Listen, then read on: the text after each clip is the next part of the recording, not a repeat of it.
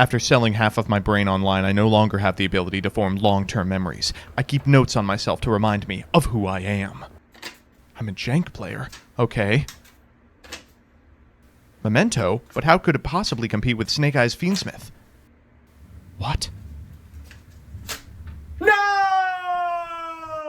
Okay, that explains why I had to sell my brain.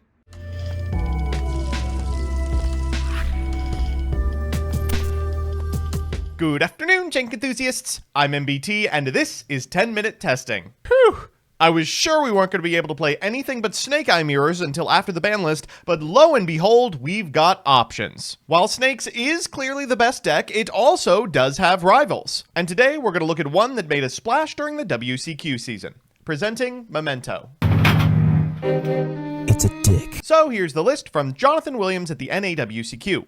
As always, I'll give you a background about the archetype, a little bit of a discussion about what I hope the deck can do, and of course, the card by card. But first, this video is sponsored by Yu-Gi-Oh! Pro Deck. I've been shilling Yu-Gi-Oh! Pro Deck for, well, years at this point, and I'm happy to announce I have no intention of stopping anytime soon. By now, they've become the most complete repository of tournament tops on the internet, the best place to jam prog with friends, and of course, still host strategy articles. Recently, they've added a new piece of infrastructure to the fold, a 3-card arena draft, draftable with card pools featuring classic formats, Master Duel, or within any parameters you like. Give it, or any of their other features, a look at www.ygoprodeck.com. So with that, let's see if we can make Memento work. Memento is a series of monsters based on old vanillas from the first few sets of Yu-Gi-Oh!, many of which we never got stateside. Each has the potential to pop itself for some serious playmaking potential, and their end boards are layered, usually including interaction from the hand, the back row, and occasionally the graveyard. Because Konami can't keep their grubby little hands off the Valiant Smashers archetypes, this deck build pack disaster may have been dead at release, but has since received 3 additional waves of support, with a 4th on the way, including most recently the Creation King, a sort of dark matter dragon for the archetype. Regardless, there's not a really good reason to prefer playing this strategy over something like Fiendsmith Snakes. Or at least there wasn't until we saw the TCG exclusives in info. Fittingly, another retrain of an old vanilla, Aerial Eater, was released as a world premiere just a few weeks ago. This card has already seen experimentation in Yubel, but it's also a way to make the Fiendsmith cards access the Memento engine in a deck that otherwise has to open a starter. This has transformed the deck from open Darkblade or Anguish or Die to a consistent, powerful threat with the ability to go first or second and put up comparable boards to the best decks in the format. So with that, let's get into the card by card. First up, we've got our Memento monsters. 3 copies of Mementotlin Darkblade. If normally special, can discard a Memento to destroy a spell trap your opponent controls, and during the main phase can destroy a Memento you control and special summon a level 3 or lower Memento from your deck. Next up is Anguish, which on normally special summon adds a Memento from your deck to your hand, and can target a level 2 or lower Memento in your graveyard, destroy a Memento you control, and special summon the targeted monster. After that, we've got... Tatsunuto Shigo? I'm going to call him Horsey. If you don't control any face-up monsters except for Mementos, you can special this card from your hand, and during your main phase you can destroy a Memento monster you control, and send any number of Memento monsters with different names from your deck to the graveyard whose levels are less than or equal to the destroyed monster's original level. We are playing 1 copy of Gaddock, which if normally special summoned, can target a Memento card in your graveyard except for Gaddock and add it to your hand, and if sent to the graveyard by a Memento's monster effect, can be special summoned. Those are both hard onces. Goblin, which during the main phase, if you control Combined Creation, can discard this card, and for the rest of the turn your Mementos become untargetable. Then during your main phase you can destroy a Memento you control, and if you do, send 2 Memento cards with different names from each other to the deck to the graveyard. We've got 1 copy of Mace, which during your opponent's main phase, if you control the Combined Creation, can be discarded to Change of Heart, an opponent's monster, and then during your main phase you can destroy a Memento you control and add a Memento card from your deck to your hand, except herself. A new card, Mementotlin Sleepy, which if a monster in your possession was destroyed by a card effect this turn, can be specialed from the hand, and if normally special summoned, can fusion summon a Memento fusion from your extra using monsters from your hand or field as material, and if destroyed by battle or card effect, can send a Memento from your deck to the graveyard, except for Sleep. 1 copy of Trihorned Dragon. If you have 3 or more Mementos with different names in your graveyard, you can special this card from your hand. And of course, if this card on the field is destroyed by a card effect, you can target up to 3 face-up cards on the field, including a Memento you control, and destroy them. Finally, we have the Combined Creation, which can't be normal summoned or set, has to be special summoned from your hand or graveyard by shuffling 5 other Memento monsters with different names from your hand or graveyard into the deck or extra deck. And while you control no other monsters, can attack all monsters your opponent controls once each. Once per turn, if your opponent activates a card or effect, you can special summon a Memento monster from your hand or graveyard, usually Anguish, in order to grab a copy of Mace. After that, we've got the Fiendsmiths, 3 copies of the Boy and 1 copy of Fabled Lurie. For spells, we're on 3 copies of Memento Fusion, which during the main phase can fusion summon a fusion monster from the extra deck using monsters from your hand or field as material, including a Memento. And if a monster in your possession was destroyed by a card effect this turn, you can also shuffle Mementos from your graveyard into the deck as material. That's almost always going to be online. During your main phase, you can banish this card from your graveyard in order to destroy a monster you control, and if you do, add a Memento spell trap from your deck to your hand. It's also extension the turn after. You can only use each effect once per turn, but keep in mind, because it's a quick play, it can also dodge Imperm. Speaking of cards that dodge Imperm, we've got 3 copies of Memento Bone Party. Destroy a Memento on your hand or face-up field to take a Memento with a different name and either add it to your hand or special summon it in defense. During the main phase, you can banish this card from your graveyard, target a Memento, and if it attacks a defense position monster this turn, pierce your opponent. This is a great way to set up OTKs with the combined creation. We've got Mictolon, which, if your Memento monster battles, your opponent can activate spell trap cards until the end of the damage step, and if a monster you control is destroyed by battle or card effect, you can target one of those monsters and special Memento with a lower level from your hand or graveyard. Then once during the end phase, you can target a Memento spell trap in your graveyard and set it. Finally, we've got the Tractus and 1 copy of Cranium Burst. Now, I should note this is not often in lists. It's kind of a brick, but it's also a very powerful effect, so your mileage may vary. While you control a Memento monster, your opponent's monsters must attack the Memento you control with the highest attack. When your opponent activates a monster effect on the field, you can target a combined creation you control. It loses exactly 1,000 attack and defense, and if it does, negate that activated effect. That's once per chain. Theoretically, 5 negates, but more realistically, it'll be 0. After that, we've got 3 copies of Ash Blossom, 2 copies of DD Crow, 3 copies of Effect Veiler, 3 copies of Nibiru, and 3 copies of Infip in the extra. We've got 2 copies of the Creation King. This can be made with 3 Memento monsters and can be banished from the graveyard to add a Mictolon from your deck to your hand. And if this card is fusion summoned, you can send 3 Memento cards from your deck or extra deck to the graveyard. And as a quick, you can target an equal number of Memento monsters you control and cards your opponent controls, destroy them. Yes, that's right. It just Foolish Burials for 3. Twin Dragon is still in the deck, 2 Memento monsters. Any monster destroyed by battle with a Memento is banished. And if this card is fusion summoned, you can destroy a Memento monster in your hand or face-up field. And if you do, add 2 Memento monsters with different names from your deck to your hand. And if this fusion summoned card is destroyed even by its own effect, you can special summon a level 6 or lower Memento from your graveyard. We've got 1 copy of Lacrimosa and 1 copy of Aerial Eater. This is 2 Fiend monsters with the same attribute. If this card is fusion summoned, you can send a Fiend from your deck to the graveyard, and if in your graveyard, you can banish 2 level 6 or higher Fiend monsters with the same attribute to special summon this card. Each of those is once per turn. Because we don't necessarily need Beatrice, we are playing a different 6-star, DDD Wave High King Caesar, and then some Link monsters. We've got Apollosa, SP Little Knight, Azalea, Sequentia, Moon of the Closed Heaven, Masquerena, Cross Sheep, Herald of Mirage Lights, and Fiendsmith Requiem. In the side, we've got 2 Bestials, 3 Mole Charmy, 3 Droll and Lockbird, 2 Triple Tactics Talents, 3 Cosmic, a Teekboo, and Mementolan Fracture Dance. If you control a Memento monster, target a card on the field, destroy it. Then if you control Combined Creation, you can destroy 1 more card on the field. Just really important to be able to remove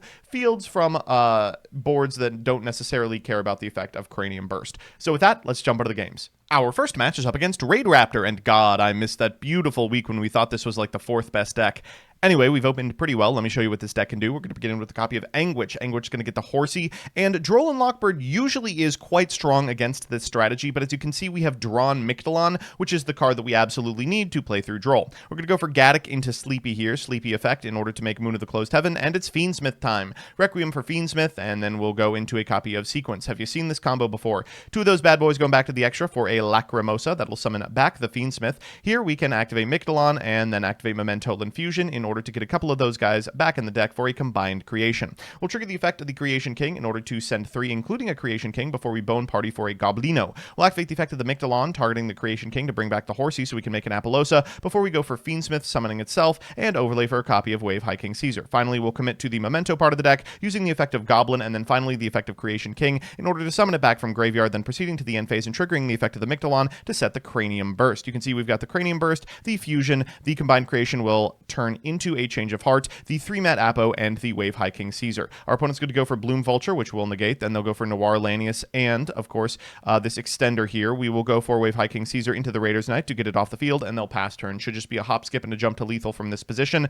In fact, we don't even have to hop. It's literally on board. Let's go to the next game. So that's how the deck performs on the play, but what does it do on the draw? As you can see for game 2, we have 3 hand traps plus full combo. Okay, well, this deck does exist to make exactly this hand happen over and over again. It has the room to play the non-engine requirement that is so important in this format. Our opponent's going to go for Saphira. We will Ash Blossom that. They'll go for the Ritual Summoning effect to get out of Skull Guardian, activate the effect, and there's an Imperm. Now, our opponent does have Droll here, but we should be able to play through it. We'll draw for turn, and that's a nice way to do so. We'll begin with a copy of Anguish. Anguish will grab the Horsey, at which point our opponent will Droll. No big deal. We can still go Tatsunoto Shigo, activate the effect in order to send itself and a couple of cards to the graveyard, including a Gaddock and a Sleepy. We'll go for Gaddock in order to bring back the Sleepy and the Sleepy effect to summon itself, at which point we can activate its effect to fusion summon, sending off the whole board for Creation King. That's going to send 3 cards to the graveyard. Let's summon out that Horned Dragon, and Fiendsmith be damned, I think we actually have lethal already. Let's summon out that combined creation, get in for 2950, 2850, and well over lethal. It can build a board, it can OTK. Is there anything this deck can't do?